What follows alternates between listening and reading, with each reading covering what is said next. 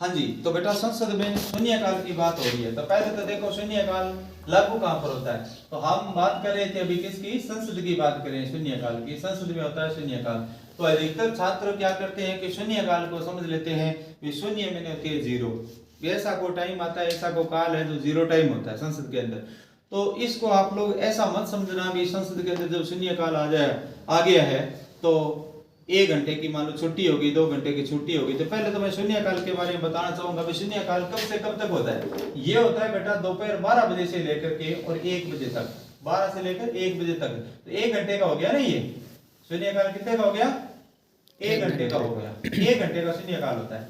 अब बेटा शून्यकाल 1 घंटे का हो गया तो इस शून्यकाल से संबंधित एक बात पूछी जाती है कि वैसे अपने देश के अंदर जो संविधान है, तो संविधान दूसरे देशों के संविधान को देख करके लिखा गया है। कहीं से मौलिक अधिकार ले लिए, कहीं से संविधान संशोधन करने की प्रक्रिया ले ली, कहीं से हमारे संसदीय तंत्र ले लिया और कहीं से मौलिक कर्तव्य ले लिए। ऐसे ऐसे हमने अलग अलग देशों से लिए। शून्यकाल हमारे भारतीय संविधान की खुद की देन है, ये किसी दूसरे देश से देख करके नहीं लिखा। इस बात को ध्यान में रखना।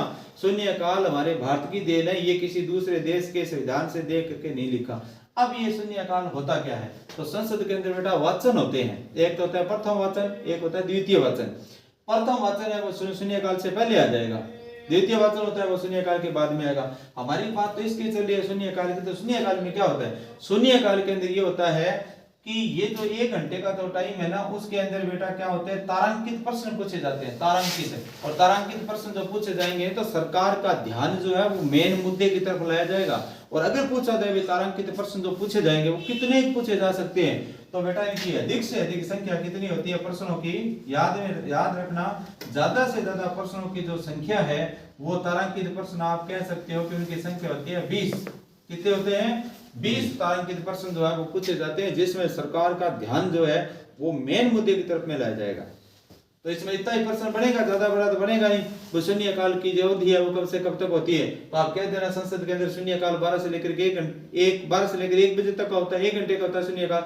ये शून्यकाल कौन से देश से उधार लिया गया है? तो आप कह देना कि शून्यकाल किसी देश से हमने उधार नहीं लिया, बल्कि हमारे भारतीय संविधान निर्माता बाबा साहब अम्बेडकर ने खुद ने आप अपने देश की तरफ से लिखा था। ये किसी देश के संविधान में शून्यकाल हमने लिया नहीं है, बल्कि हमारा खुद का ही है।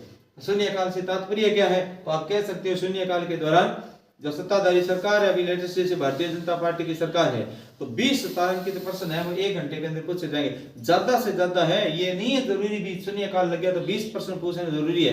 2 पूछ सकते हो, 5 पूछ सकते हो, लेकिन 20 से ज्यादा नहीं पूछ सकते। ये हमारा शून्यकाल है। बस इस शून्यकाल पर कोई इतने ही सवाल बनेंगे। एक तो ये कह देना हमारे भारत के दिन है, शून्यकाल का टाइम 12 से 1 बजे तक का 1 घंटे का होता है। और शून्यकाल में क्या होता है तो आप ये बता सकते हो कि शून्यकाल के अंदर तारांकित प्रश्न पूछे जाएंगे जिनकी ज्यादा से ज्यादा संख्या 20 होती है। बस इतना शून्यकाल। ओके।